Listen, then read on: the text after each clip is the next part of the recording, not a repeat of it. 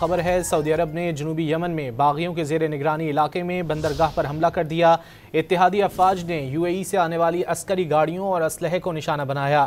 سعودی وزارت خارجہ نے کہا ہے کہ مملکت کی سلامتی ریڈ لائن ہے، ریاست کو درپیش خطرات کے خاتمے کے لیے کسی کارروائی سے گریز نہیں کریں گے۔ یمن میں سعودی عرب کے حمایت یافتہ صدر نے اماراتی فوج کو 24 گھنٹے میں ملک چھوڑنے کا الٹیمیٹم دے دیا۔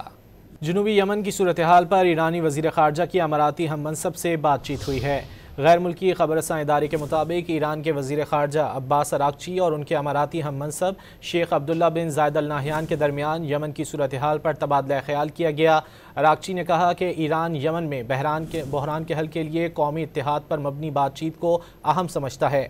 عباس اراغچی نے عمان کے وزیر خارجہ سے بھی فون پر بات چیت کی۔ جنوبی یمن کی صورتحال پر تشویش کا اظہار کرتے ہوئے ملک کی علاقائی سالمیت اور استحکام کو برقرار رکھنے کے لیے علاقائی تعاون کی ضرورت پر زور دیا ہے۔